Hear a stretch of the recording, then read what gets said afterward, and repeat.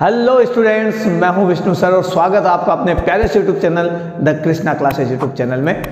आज की क्लास संभव बेच 23वीं क्लास है। पिछली क्लास में हमने बात की वेक्टर प्रोडक्ट के बारे में, वेक्टर्स को वेक्टर से मल्टीप्लाई करते हैं तो क्या होता है, और हमने पूरी क्लास में डिस्कस किया स्केलर प्रोडक्ट के बारे में, ठीक है, यानी डॉट प्रोडक्ट जिसको हम बोलते हैं, जिसमें हमें जो मल्टीप्लिकेशन के बाद में जो रिजल्ट मिलता है वो रिजल्ट हमेशा होता है एक स्केलर क्वांटिटी। सारे कॉन्सेप्ट उसके बारे में डिस्कस किए कि कहाँ से सवाल पूछा जा सकता है, कहाँ से नहीं पूछा जा सकता है, और उससे रिलेटेड इंपॉर्टेंट सवाल भी किए थे। बट एक दो सवाल ऐसे थे जो मेरी कराने की बहुत इच्छा थी, आपको बताने की भी इच्छा थी, वो मैं प्रीवियस क्लास में नहीं बता पाया था क्योंकि लंबी क्लास हो गई थी और कुछ हमने अपनी ज़िंदगी के कुछ जो सच है ज़िंदगी के जिन्हें हम इग्नोर मारते हैं, जिन पर हमारा ध्यान नहीं जाता है, बट वो ही ज़िंदगी का हमारा सच है, वही ज़िंदगी का हमारा आधार है, उनके बारे में हमने डिस्कस किया। हो जाता है कभी कभी मन की बातें करने की इच्छा हो जाती है आपसे। तो आज की क्लास में हम वो जो एक दो इम्पोर्टेंट सवाल है वो करेंगे। उसके अलावा हम बात करेंगे वेक्टर प्रोडक्ट की, जो हमारा वेक्टर प्रोडक्ट यानी क्रॉस प्रोडक्ट बच गया है। साथ में हम प्रीवियस ईयर क्वेश्चंस की बात करेंगे और साथ में मैं बताने वाला हूँ आपको मंत्रास।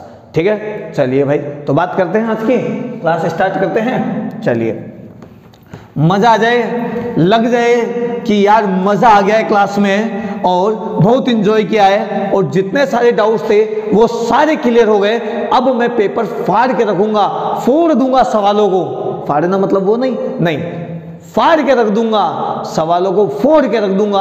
अब मुझे इस कॉन्सेप्ट के साथ में ऐसा कोई सवाल नहीं है जो हरा दे। मैं हर सवाल को चुटकियों में सॉल्व करके पटक दूंगा। तो आपको पता है क्या करना है, क्लास को लाइक करना है और कमेंट करना है, और ज़्यादा मज़ा आ जाए तो अपने दोस्तों को उनको शेयर करना है, क्योंकि एग्ज़ाम आने वाले हैं, ज़्यादा टाइम है नहीं, आपके पास कम टाइम है, बट इतना इनफ टाइम है कि आज भी यदि आप रेगुलरिटी से पढ़ना चालू करें तो फोड़ कर रख दोगे। इतना मुझे परफेक्टली आपके ऊपर विश्वास है। मतलब मैं श्योर हूँ 100% कि यदि आप आज से भी तैयारी करने लगे और रेगुलरिटी बनाए रखे तो आप सच में फोड़ के रख दोगे। बट अब आप अपनी एबिलिटी को नहीं जानते हो या आप ऐसा नहीं कर सकते हो तो उसका मैं कुछ नहीं कर सकता। बस आपको एक बार मन में ठानने की ज़रूरत है, अपने एटीट्यूड में ये सब लाने की ज़रूरत है और कदम बढ़ाने की ज़रूरत है। उसके बाद देखो क्या चमत्कार होगा और दुनिया आपके चमत्कार को नमस्कार करेगी। बट उसके लिए आपको कुछ तो करना पड़ेगा और उसके लिए आपको मेहनत तो करनी पड़ेगी। घर बैठे बैठे कुछ नहीं होता भाई, ठीक है। चलिए, तो सवालों की बात करते हैं। यदि R sum perpendicular to R subtraction, ठीक है, तो क्या हो, यानी आपका A vector plus B vector का मोड परपेंडिकुलर है, लंबवत है A vector minus B vector के, ठीक है। तो रिलेशन निकालना यानी एंगल निकालना है, ज़्यादातर तो एंगल की बात आती है, एंगल रिलेशन निकाल देता हूँ मैं। आगे सॉल्व कर देता हूँ, इसको सवाल की तरह सॉल्व कर देता हूँ, ठीक है, ताकि आपको भी पता रहे। ध्यान से देखो भाई, यानी आर सम और ये एक दूसरे के परपेंडिकुलर है, कोई बात नहीं, परपेंडिकुलर है तो हम यहाँ पे लिखेंगे A vector dot B vector. फिर हम परपेंडिकुलर है यानी इस मोड का वेक्टर स्केलर प्रोडक्ट निकालेंगे इसके साथ में ए वेक्टर माइनस बी वेक्टर, यहाँ डॉट नहीं आएगा, यहाँ प्लस आएगा, ठीक है। तो A vector plus B vector का मोड और ए वेक्टर माइनस बी वेक्टर के मोड का हम स्केलर प्रोडक्ट निकालेंगे। क्यों? क्योंकि हमको पता है कि स्केलर प्रोडक्ट में जब दो वेक्टर्स एक दूसरे के परपेंडिकुलर होते हैं तो उनका डॉट प्रोडक्ट हमेशा जीरो आता है, हमेशा जीरो आता है। यानी मैं आपको ऐसे समझा सकता हूँ, इसको ऐसे समझ लो आप, आर सम की जगह आपको ऐसे याद नहीं रहता तो ऐसे लिख लो, R plus dot R vector minus, answer में क्या आना चाहिए, जीरो आना चाहिए, तभी आपको कोई ना कोई रिलेशन मिलेगा। अब इसे सॉल्व करते हैं भाई। अब सॉल्व करेंगे, ए वेक्टर को ए वेक्टर से मल्टीप्लाई करेंगे तो हम लिखेंगे A vector dot A vector, आगे मल्टीप्लाई करेंगे तो A vector dot B vector, फिर इसको मल्टीप्लाई करेंगे plus B vector dot A vector, और आगे जाएंगे तो हम बात करेंगे plus minus minus B vector dot B vector equal to zero.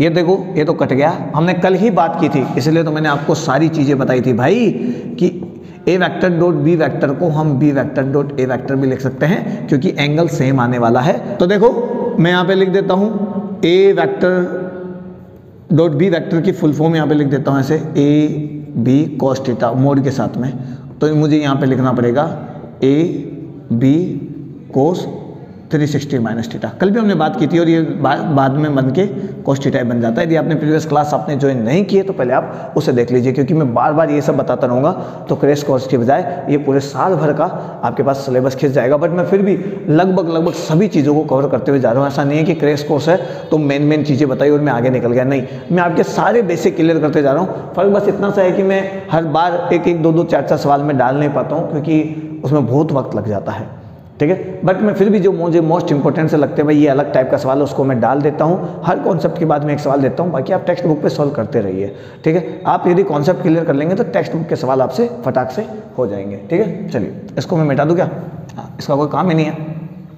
ये दोनों बराबर है तो कट गए और मेरे पास यहाँ पर बचा, देखो मैंने एक चीज़ और बताई थी कि जब आप सेम वेक्टर को सेम के साथ मल्टीप्लाई करते हैं डॉट प्रोडक्ट में, तो आप इसे लिखेंगे ए मोड, है ना, ए वेक्टर का मोड का स्क्वायर लिखेंगे, ए वेक्टर के मोड का स्क्वायर लिखेंगे। यानी मैं आपको ऐसे याद दिला सकता हूं, यदि आप किसी वेक्टर का स्क्वायर कर दे तो इसका मतलब ये जो वैल्यू है वो इसके मोड का स्क्वायर आ जाएगी, ये इसके मोड का स्क्वायर आ जाएगी। देखो ये आगे स्क्वायर ऐसे लिख सकते हैं अपन। यानी यदि ये X I cap plus Y J cap है का आपने स्क्वायर कर दिया है तो आप सीधा X square plus Y square का रूट का स्क्वायर कर दीजिए, यानी स्क्वायर से रूट हट जाएगा और लास्ट में ये बन जाएगा X square plus Y square. कल की क्लास में बहुत कुछ हुआ था भाई, आपने मिस किया तो आप उससे पहले प्रॉपर तरीके से देखिए, वहाँ सारे कॉन्सेप्ट समझ में आएंगे तो वेक्टर प्रोडक्ट आपके समझ में आ जाएगा। मैं चाहता तो इसे 20-25 मिनट की क्लास में खत्म कर देता, बाकी सभी क्रैश कोर्स की तरह, लेकिन ये स्केलर प्रोडक्ट और वेक्टर प्रोडक्ट में बहुत सारे बायो वाले बच्चों को, बहुत सारे बायो वाले जो नीट की तैयारी कर रहे हैं या लैब असिस्टेंट की तैयारी कर रहे हैं या सेकंड ग्रेड साइंस की तैयारी कर रहे हैं, उनको बहुत दिक्कत होती है, उनके कॉन्सेप्ट क्लियर नहीं हो पाते और उन्हें रटना पड़ता है। तो रटना नहीं, इसलिए मैंने 2 क्लासेस में से पूरा ढंग से खोल कर समझाए। जहाँ मुझे लगेगा कि यार यहाँ पर मैं शॉर्टकट में समझा सकता हूँ वहाँ मैं वैसे करूँगा, अदरवाइज उसको पूरा खोल के समझाना मेरा काम है, ठीक है। चलो तो यहाँ पर बचा, मैं मोड लगा दूँ यानी वेक्टर हट गया, ए स्क्वायर लिखूँगा और यहाँ पे लिखूँगा बी स्क्वायर इक्वस टू 0 भाई। जब ये इधर आएगा तो A square equals to B square, square से स्क्वायर चला गया यानी ए इक्वस टू बी। तो यदि आपके पास 2 वेक्टर है, ए और दोनों का सम और दोनों का सब्ट्रैक्शन एक दूसरे के परपेंडिकुलर आ रहे हैं, तो इसका मतलब ये हुआ कि वो दोनों वेक्टर का मोड यानी उन दोनों वेक्टर का मैग्नीट्यूड यानी वैल्यू यानी परिमाण समान है। वेक्टर वैल्यू सेम नहीं है, मैंने ऐसे नहीं कहा कि ये वेक्टर वैल्यू सेम है, नहीं, मैंने कहा कि ये सेम हो सकता है, कैसे जैसे कर आके कुछ हो जाए। मान लो ये ऐसे भी हो सकता है 2ik प्लस 3j और ये हो सकता है 3ik प्लस 2j, बट इनका स्क्वायर करोगे तो आप 2 स्क्वायर प्लस 3 स्क्वायर का रूट आएगा और इसका स्क्वायर करोगे तो 2 स्क्वायर प्लस 3 स्क्वायर का रूट आएगा। तो ये वैल्यू तो सेम ही आने वाली है, ये तो मैग्नीट्यूड है, बट यहाँ तो गलत है, यहाँ तो अलग अलग सिस्टम है, ये दोनों सेम नहीं है, ये तो गलत है। देखो यहाँ पे आई केप में यानी x की वैल्यू यहाँ पर 2 है बट x की वैल्यू यहाँ पर 3 है, तो वेक्टर वैल्यू सेम नहीं होगी। मैं यहाँ पे लिख देता हूँ वेक्टर वैल्यू सेम नहीं होगी इसका, ठीक है, बट मैग्नीट्यूड सेम होगा। हो सकती है वो अलग बात है, बट नहीं होगी तो मैग्नीट्यूड सेम होगा। मेरा फोकस यहाँ पर मैग्नीट्यूड के ऊपर है। तो इसका मतलब मैंने आपको देखो कितनी सारी चीज़ें बता दी है। यदि आपका ए वेक्टर और बी वेक्टर सेम होता है और आर वेक्टर भी सेम होता है तो आपका एंगल बनता है 120 डिग्री। ये भी बात हमने करी, ठीक है। उसके बाद में हमने और क्या क्या बात की, हमने किया कि भाई आर सम और आर सब्ट्रैक्शन यदि सेम हो रहे आपके, यानी आर सम और आर सब्ट्रैक्शन आपके सेम हो रहे तो ये 100% फिक्स है कि ए वेक्टर परपेंडिकुलर होगा बी वेक्टर के। ये भी मैंने एक चीज़ बताई आपको, देखो 2 चीज़ मैंने आप बताई, बराबर होने पे क्या होता है, परपेंडिकुलर होने पे क्या होता है। लेकिन यदि इनका मैग्नीट्यूड सेम है, यदि इनका मैग्नीट्यूड सेम है तो इसका मतलब फिक्स है कि ये जो आर प्लस है ये परपेंडिकुलर होगा आर माइनस के, यानी सब्ट्रैक्शन और एडिशन दोनों का रिजल्टेंट एक दूसरे के परपेंडिकुलर होगा। देखो तीसरी नई चीज़ निकल के आ गई, यह है पैटर्न बेस्ड सवाल, ताकि आपको एग्जाम में डायरेक्टली पूछो ना फटाक से आंसर देके आगे निकल ले, ठीक है। एक अच्छा सा सवाल और मैं आपको बता देता हूँ, फिर अपन वेक्टर प्रोडक्ट की बात करेंगे। और कोशिश करेंगे कि वेक्टर प्रोडक्ट से रिलेटेड हम सवाल भी यहाँ पर आज निकाल लें, वरना नेक्स्ट क्लास तो होने वाली है।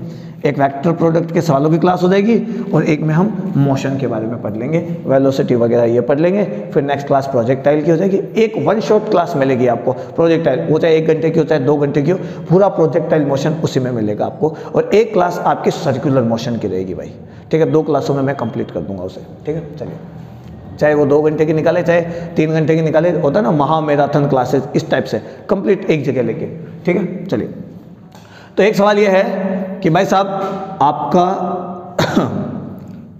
एक्स वाई कोऑर्डिनेट से ही आपके, और यहाँ पर एक पॉइंट है P जिसके कोऑर्डिनेट से एक्स एंड वाई, इसका ये जो पोजीशन वेक्टर है वो है R, ठीक है।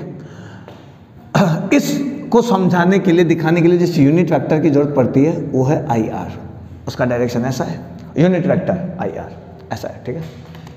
कोई बात नहीं, ऐसा है तो यानी R के कंपोनेंट डिवाइड करो, इसने यहाँ पे एंगल बना रखा है थीटा, तो ये बनेगा R cos थीटा और ये बनेगा R sin थीटा। समझ में आया नहीं आया?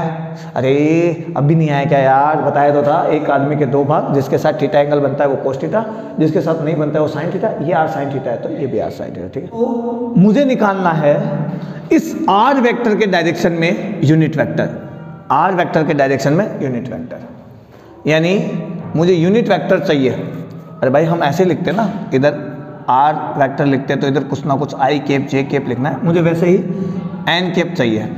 तो मुझे यदि R वेक्टर चाहिए, R वेक्टर के डायरेक्शन में यूनिट वेक्टर चाहिए, तो मैं कैसे लिखूंगा?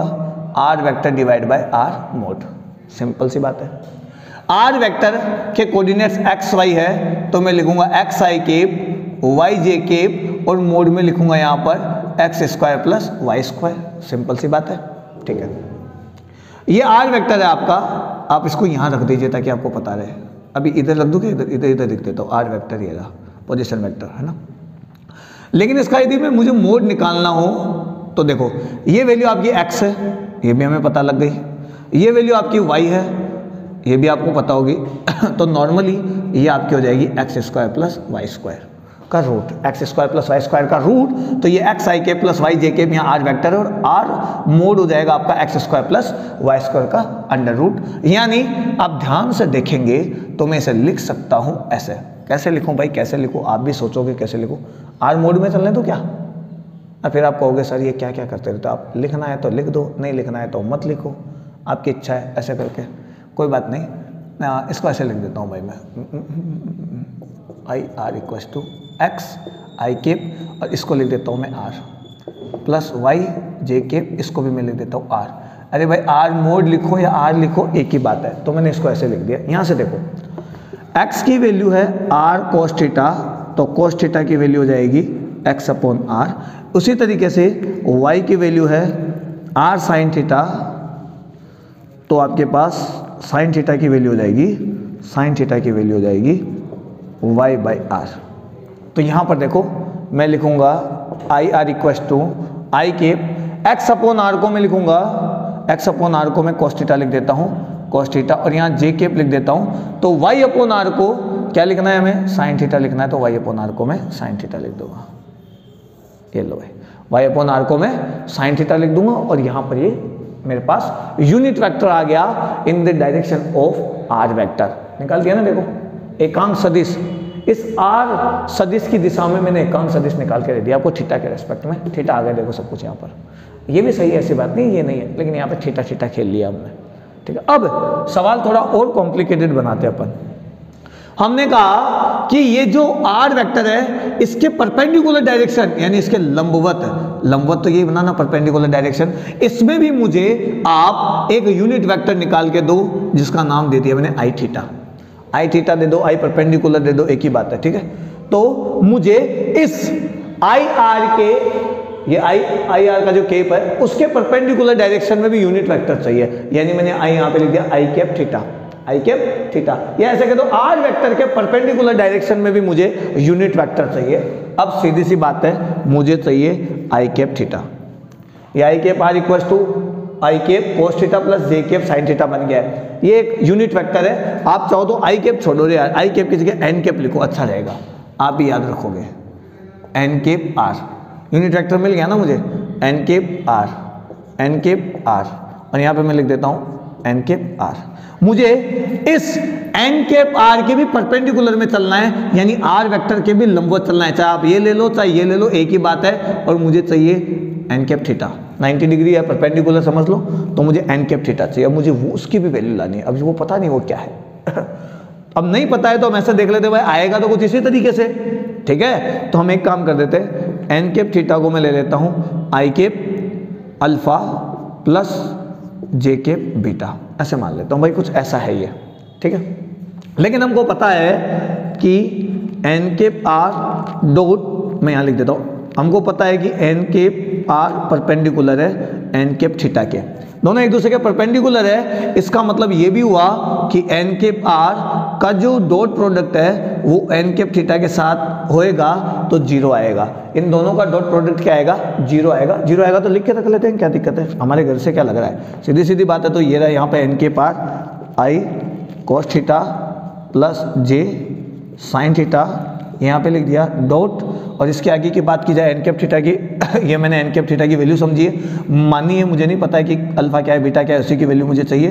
तो आई cap alpha plus J cap beta, आपको पता है इसमें क्या होता है, सेम सेम वाले एक बनाते हैं, बाकी सब क्या बनाते हैं, 0 बनाते हैं। यानी आई कैप इससे मल्टीप्लाई होगा तो ये बनेगा अल्फा कोस थीटा, ये आई कैप जब जे कैप से मल्टीप्लाई होगा 0 बना देगा, जे कैप जब इससे आई कैप से मल्टीप्लाई होगा तो 0 बना देगा, जे कैप से मल्टीप्लाई होगा तो 1 बनाएगा, और आपके पास आ जाएगा beta sine theta equal to 0। और आप यहाँ पर देखो तो अल्फा कोस थीटा बराबर आपके पास आएगा बीटा साइन थीटा। यदि मैं यहाँ से अल्फा की वैल्यू निकालूँ, माइनस का आएगा, तो अल्फा की वैल्यू निकालूंगा तो हो जाएगा beta sine theta divide by cos theta. ये आपकी अल्फा की वैल्यू निकल के आ गई, देखो यहाँ से, समझ में आया। इसका लिखना बड़ा आसान है, इसका परपेंडिकुलर निकालने के लिए मुझे डॉट प्रोडक्ट का यूज़ करना पड़ेगा। तो मुझे लगा कि एक हाई लेवल हमें सवाल देखना चाहिए जहाँ पे डॉट प्रोडक्ट का यूज़ आता हो, बाकी नॉर्मल मल्टीप्लिकेशन तो फिर सभी कर लेते हैं, ठीक है। चलिए थोड़ा आगे बढ़ा देता हूँ मैं इस चीज़ को, अब मेरे पास जगह भर गई है, इसलिए बात करेंगे, ठीक है। डायग्राम भी मिटा रहा हूँ मैं, ठीक है, आप वीडियो पोस्ट करके नोट कर लीजिए करिए। चलो अब देखो मेरे पास अल्फा की वैल्यू आई, यहाँ पे आओ, जबकि मुझे पता है कि एन कैप थीटा का यदि मैं मोड निकाल दूँ, मोड यानी इसका मैग्नीट्यूड निकाल दूँ, तो ये सीधा सीधा हो जाएगा alpha square plus beta square का अंडर रूट, यही होगा। लेकिन मुझे ये भी पता है कि एन कैप है, ये यूनिट वेक्टर है, और यूनिट वेक्टर की जो वैल्यू होती है वो 1 होती है। तो यहाँ पे आएगा alpha square plus beta square, ये यहाँ से रूट हटाओ, ये यहाँ पर स्क्वायर लगाओ, और 1 का स्क्वायर यार 1 ही होता है, तो क्यों माथापच्ची करनी। मेरे पास अल्फा की वैल्यू है, मैं बीटा निकाल के देता हूँ यहाँ से। तो देखो 1 को 1 रखो, अल्फा की वैल्यू ये है, यहाँ पे रखो, स्क्वायर कर दो, जैसे स्क्वायर करोगे तो ये बनेगा बीटा स्क्वायर साइन थीटा का square cos square theta plus beta square, यही बनेगा। अरे भाई अल्फा की वैल्यू का स्क्वायर कर दिया मैंने, माइनस माइनस प्लस हो जाएगा, बीटा का बीटा स्क्वायर हो जाएगा, साइन स्क्वायर थीटा हो जाएगा और कोस स्क्वायर थीटा हो जाएगा, और यहाँ पर 1 आएगा, बीटा स्क्वायर कॉमन आ जाएगा, आप यहाँ पे लिखोगे साइन स्क्वायर थीटा, नीचे एलसीएम में लोगे कोस स्क्वायर थीटा, यहाँ से जब आप मल्टीप्लाई करोगे तो भाई साहब यहाँ पर सीधा सीधा आ जाएगा कोस स्क्वायर थीटा। मैथमेटिक्स से थोड़ा सा समझना पड़ेगा, हर छोटी छोटी कैलकुलेशन नहीं बता पाऊंगा मैं, ठीक है। तो 1 बाय बीटा स्क्वायर, इसको नीचे उतार लो ना, मैं सही रहेगा, नहीं उतारूँ, चलो ठीक है। यहाँ पे देखो 1 इक्वल टू बीटा स्क्वायर, ये मिलकर 1 बन गया है, तो 1 और यहाँ पर आ गया कोस स्क्वायर थीटा। आज तो ठीक है, आज बहुत आवाज़ें आ रही होगी, थोड़ा शादी सीजन है, रोड पर अपना कोचिंग है, तो नीचे मार्केट में चलता ही रहता है, धूम धड़ाका लड़ाई झगड़ा, समझ गए होंगे। मुझे यहाँ से बीटा स्क्वायर की वैल्यू चाहिए, तो मैं इसको यहाँ उठा के ले जाता हूँ कोस स्क्वायर थीटा, तो बीटा की वैल्यू आ जाएगी आपके पास कोस थीटा। ये बीटा की वैल्यू आ गई, तो अल्फा में आ जाओ इधर। अल्फा क्या होगा, अल्फा देखो minus beta cos theta sine theta, ये क्या गलत गलत गलत कर दिया विष्णु, तूने गलत कर दिया, sine theta divide by cos theta, beta की वैल्यू आपकी है कोस थीटा माइनस का, यहाँ पे लिखो sine theta divide by cos theta, cos से कोस कट गया, अल्फा इज इक्वल टू हो गया माइनस का साइन थीटा, खत्म हुआ। समझ में आ गया, ये यहाँ तक का मैटर है, ये अल्फा हो गया, ये बीटा हो गया, इस टाइप की चीज़ें। चलो थोड़ा सा आगे बढ़ जाते हैं। यदि मेरे पास एन के पार ये आता है तो एन कैप थीटा क्या आएगा, एन कैप थीटा आएगा ये अल्फा आई कैप बीटा जे कैप, जो यहाँ से मैं रखूँगा माइनस का साइन थीटा, अल्फा की वैल्यू मैं रख देता हूँ यहाँ पर, और ये मैं लिख देता हूँ आई कैप प्लस बीटा की वैल्यू आपकी कोस थीटा है, और बीटा के साथ में जे कैप है तो मैं जे कैप लिख देता हूँ। ये लो अल्फा बीटा की वैल्यू रखने के बाद मेरे पास ये वैल्यू निकल कर आई है। ध्यान से देख लेना भाई, आप ऑटोमेटिक समझ जाएंगे किस तरीके से एक्सचेंज चलता है इनका। ठीक है, सवाल आसान है, बस थोड़ा सा दिमाग वाला सवाल है। ठीक है, मिटा रहा हूँ। चलो अब हमारे आगे के क्लास की बात करते हैं, आगे के टॉपिक की बात करते हैं, वेक्टर प्रोडक्ट, जो कि बड़ा ही कंफ्यूज करने वाला है क्योंकि बच्चों को इसके कॉन्सेप्ट नहीं पता होते हैं। तो बालकों, भाई लोगों, बहनों, ढंग से कॉन्सेप्ट क्लियर करो, तभी तो आपको ये वेक्टर प्रोडक्ट समझ में आएगा, नहीं तो आपको कभी नहीं आएगा। ठीक है, और जब ये नहीं आएगा तो आप लीनियर मोमेंटम हुआ, सॉरी एंगुलर मोमेंटम हुआ, टॉर्क हुआ, इस टाइप की चीज़ें आप नहीं निकाल पाएंगे।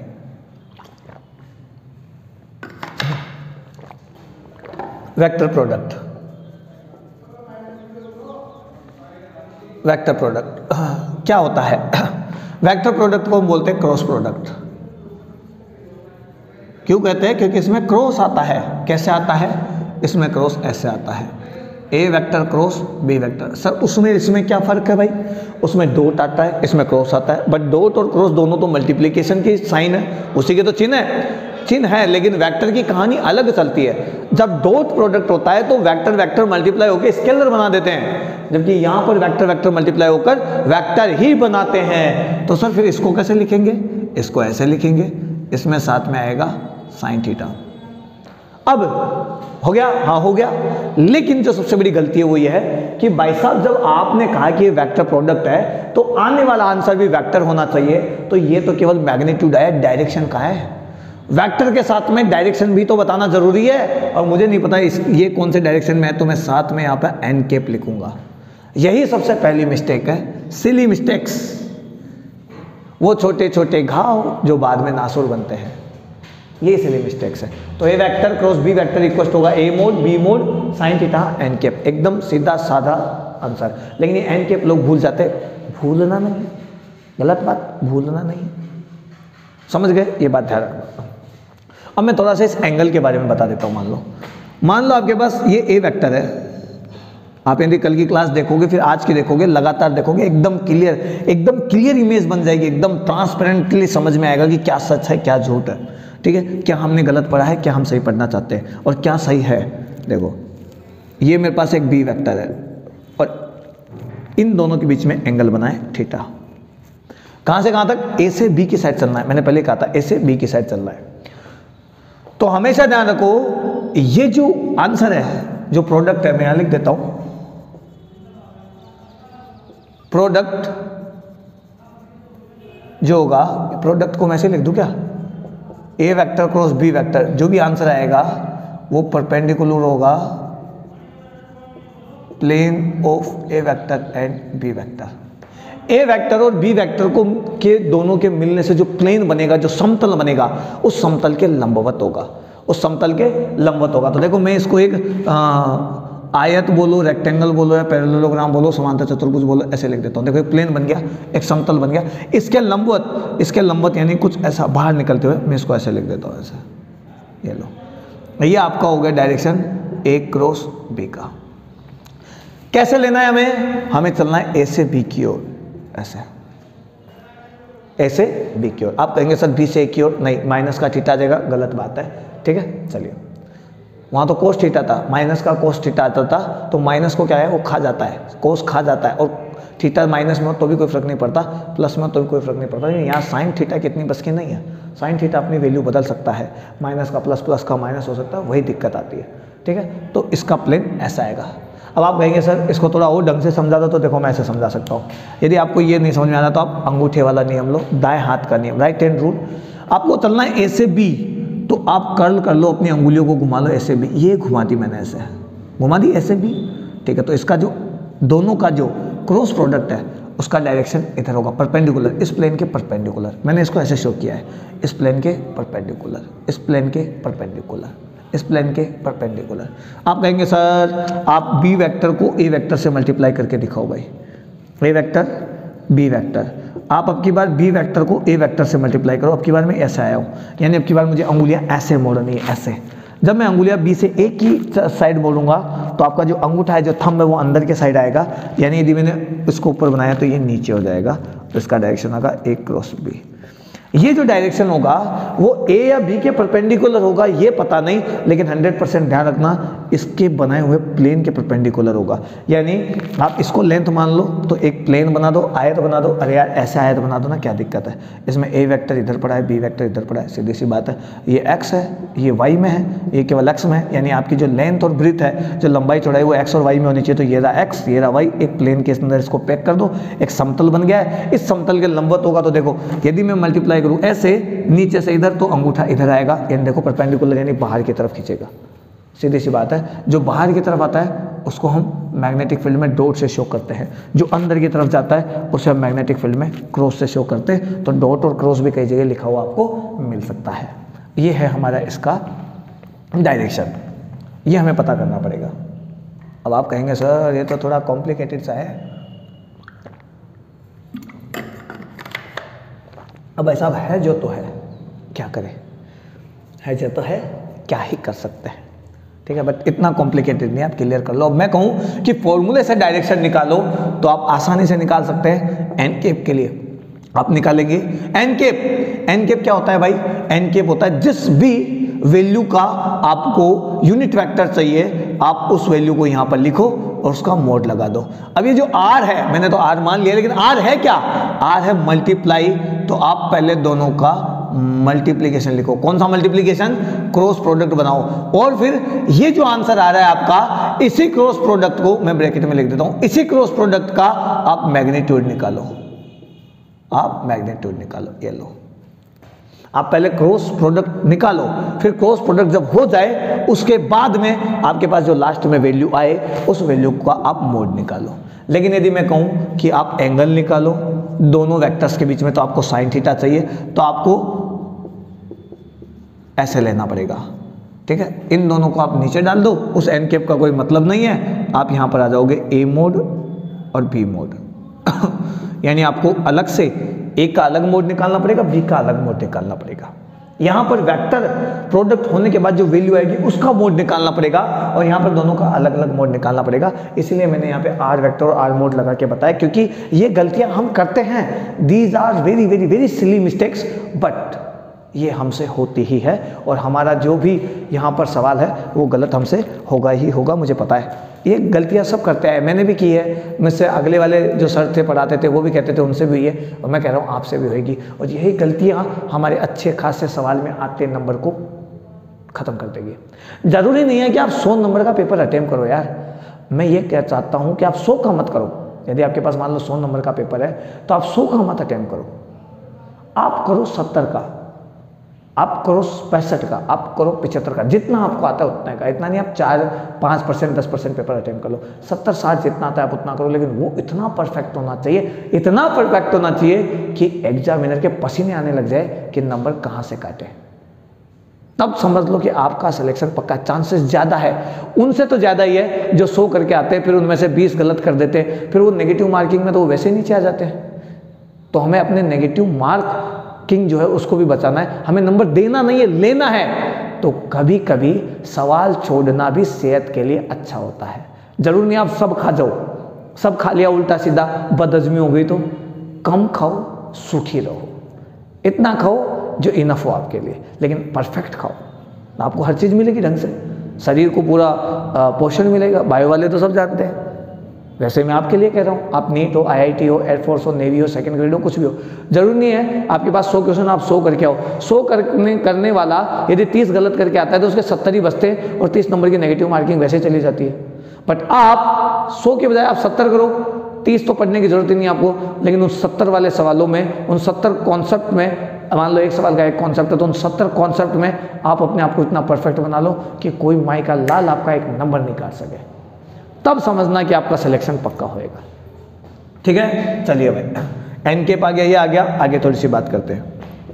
यदि आपका ए वेक्टर पैरेलल हो बी वेक्टर के। जब ए वेक्टर पैरेलल हो बी वेक्टर के, तो जब पैरेलल होते हैं तो थीटा हो जाता है 0 डिग्री, है ना। एंटी पैरेलल भी चलेगा भाई, एंटी पैरेलल यानी 180 डिग्री भी ले लेता हूँ मैं, और उस केस में आपका साइन थीटा 0 हो जाएगा, यानी उस केस में आपका A vector cross B vector 0 होगा, चाहे कुछ भी हो जाए।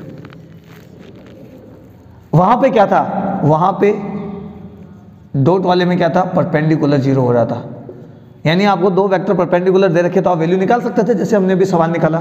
यहाँ पे भी तो ऐसे निकाल सकते हो, जरूरत पड़ेगी तब बताऊंगा मैं ऐसे सवाल। लेकिन यदि मान लो ए वेक्टर परपेंडिकुलर है बी वेक्टर के, तो क्या होगा, तो थीटा यार 90 डिग्री होगा। घबराने की जरूरत क्या है भाई, घबराने की जरूरत क्या है। और इसका मतलब साइन 90 आपका 1 हो जाएगा, तो कोई ना, ए वेक्टर क्रॉस बी वेक्टर आपका हो जाएगा ए मोड बी मोड और साथ में एन कैप आप निकाल सकते हैं, नो प्रॉब्लम। और अंगूठे वाला नियम, अंगूठे वाला नियम बड़े काम की चीज़ है, अंगूठे वाला नियम बड़े काम की चीज़ है, ठीक है। चलिए समझ में आया इतना वेक्टर प्रोडक्ट के लिए। इसमें सबसे मेन बात एक तो डायरेक्शन यानी एन कैप, एक एन कैप का फॉर्मूला और उसके बाद में साइन थीटा का फॉर्मूला किस हिसाब से हमें यूज़ करना है, तभी आपको कुछ समझ में आएगा, नहीं तो नहीं आएगा। चलो इसको थोड़ा बेसिक से समझते हैं और अंदर घुसते हैं इसके थोड़ा। आप कहेंगे सर कितना अंदर घुसेंगे, गहराइयों में डूब तो नहीं जाएंगे, नहीं डूबेंगे भाई, नहीं डूबेंगे। अभी तो नई पिक्चर आने वाली है ना, गहराइयाँ कुछ ऐसे, है ना। अरे वाह, पिक्चरों में बड़ा इंटरेस्ट है सबको, हाँ होगा, क्यों नहीं होगा, पिक्चर मज़ा आता है। चलो इसको थोड़ा सा और डीपली समझते हैं। हमने यहाँ पे लिखा ए वेक्टर, हमने यहाँ पे लिखा बी वेक्टर, और मुझे क्रॉस प्रोडक्ट चाहिए। क्या चाहिए, क्रॉस प्रोडक्ट। तो मैंने क्या किया, यहाँ पे एक परपेंडिकुलर ड्रॉ कर लिया और इसने यहाँ पे एंगल बना दिया थीटा।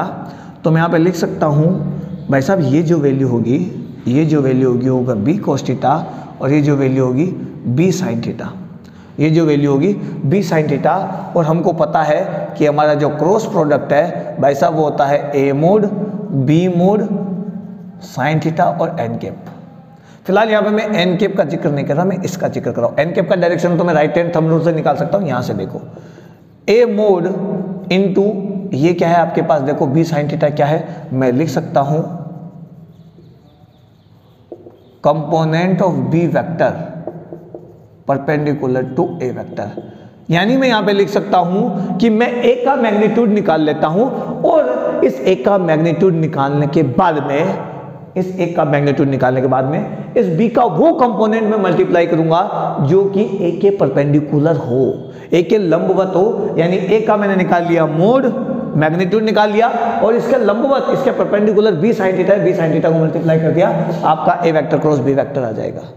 कल वाली जो केस था उसमें क्या पढ़ा था हमने, सेम डायरेक्शन वाले को मल्टीप्लाई करना होता है। आज के केस में हमने पढ़ा कि यहां पर परपेंडिकुलर डायरेक्शन वाले मल्टीप्लाई होंगे, यहां पर परपेंडिकुलर डायरेक्शन वाले मल्टीप्लाई होंगे, सेम डायरेक्शन वाले मल्टीप्लाई नहीं होंगे। आप कहेंगे क्यों, अरे क्यों होंगे यार, क्यों होंगे, जब थीटा 0 बनेगा तो सीधी सी बात है, थीटा 0 होता है, ए क्रॉस बी वैसे ही 0 हो जाता है, पढ़ा है ना अभी हमने, तो फिर क्यों माथापच्ची करनी।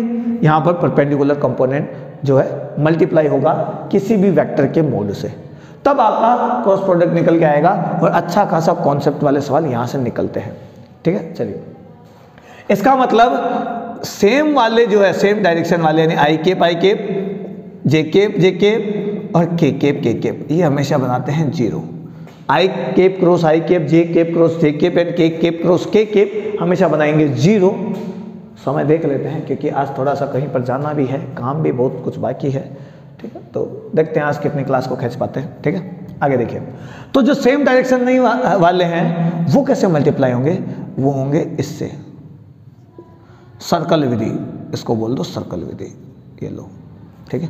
इसमें सीधा सिस्टम है, आई क्रॉस आई क्रॉस जे को मल्टीप्लाई करो, ऐसे ही चलना है क्लॉकवाइज, आई को जे से मल्टीप्लाई करो तो आपके पास ये वैल्यू आएगी, आई क्रॉस जे के केप आएगा, ठीक है। आप जे केप क्रॉस के केप लिखो, जे केप क्रॉस के केप लिखो, आपके पास आई केप आएगा।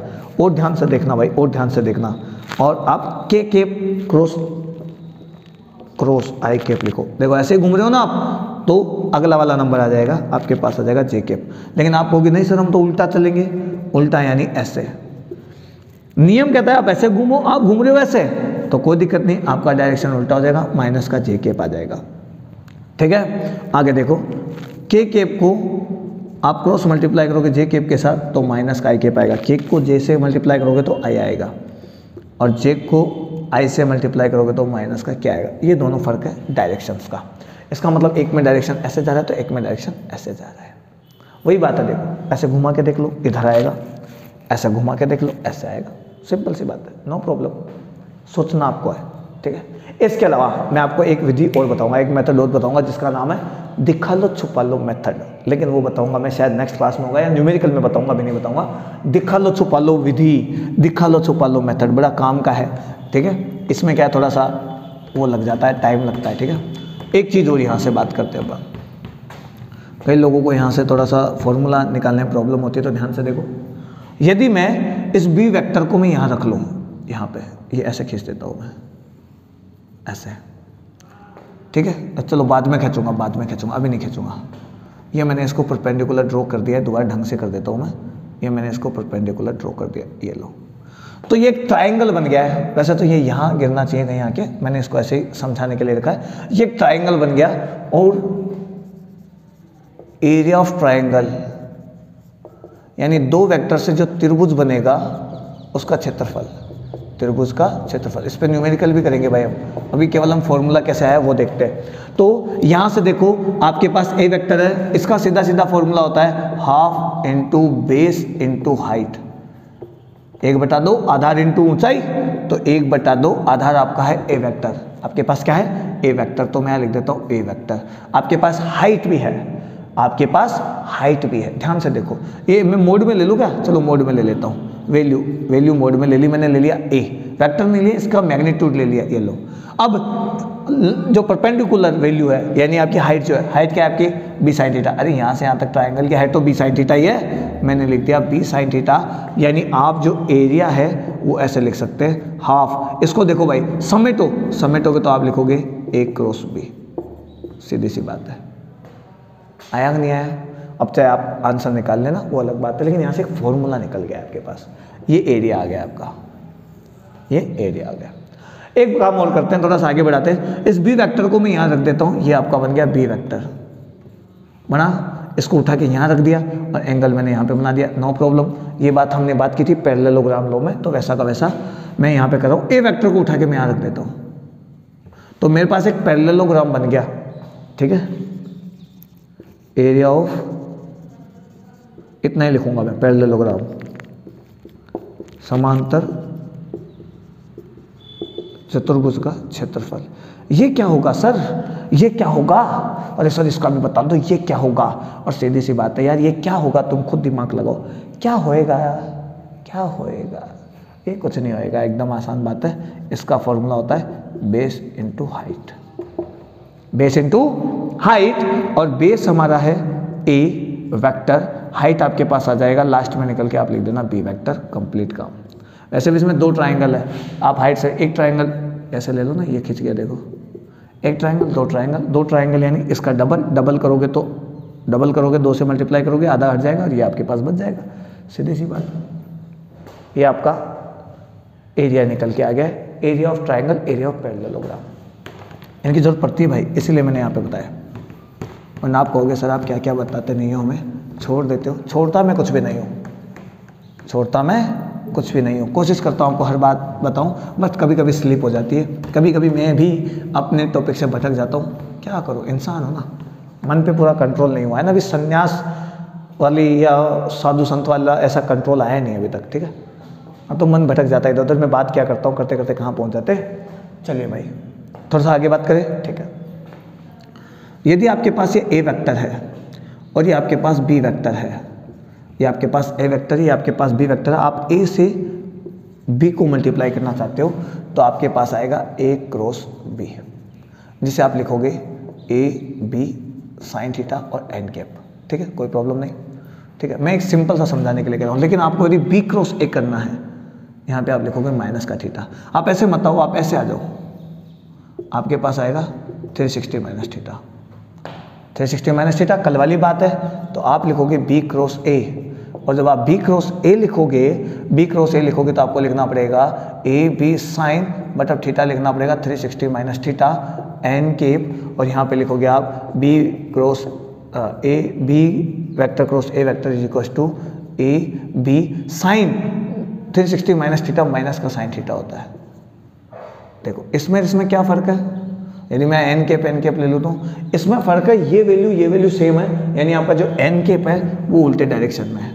एन कैप उल्टे डायरेक्शन में है, यानी आप ए क्रॉस भी करते हो ऐसे आके तो डायरेक्शन इधर आएगा, इस वैल्यू का डायरेक्शन इधर आएगा। लेकिन जब आप बी क्रॉस से करते हो ऐसे आकर बी से ए आते हो, मुड़ी हुई अंगुलियाँ बी से ए को बताती है, तो अंगूठा देखो अंदर की ओर डायरेक्शन उल्टा हो जाएगा। यानी आप कभी भी ए क्रॉस बी को बी क्रॉस ए नहीं लिख सकते। मैंने वेक्टर नहीं बोला, यानी A vector cross B vector को B vector cross A vector नहीं लिख सकते। आप इसे लिख सकते हो A vector cross B vector is equal to minus B vector cross A vector.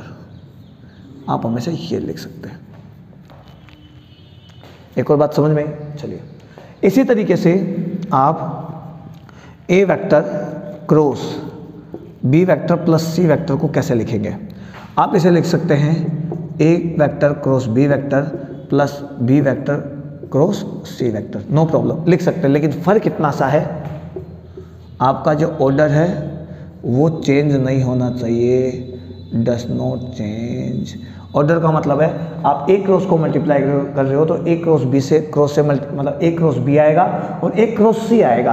आप इसे ऐसे मत लिख देना भाई, वरना गलत हो जाएगा। आप सोचो कि आगे पीछे लिख देता हूँ, सी क्रॉस बी लिख देता, सी क्रॉस ए है, सॉरी ए है यहाँ पे, ए क्रॉस सी, मैं यहाँ पे लिख देता हूँ सी क्रॉस ए। आप कहोगे ऐसे लिख सकते हैं, नहीं, यहाँ पे एंगल का फ़र्क आ गया है, क्योंकि दोनों इधर उधर होते ही इनका जो वैल्यू आने वाली प्रोडक्ट आने वाला है उसका डायरेक्शन बदल जाता है। अरे मैंने मिटा दिया इसको, ए क्रॉस बी यही था ना।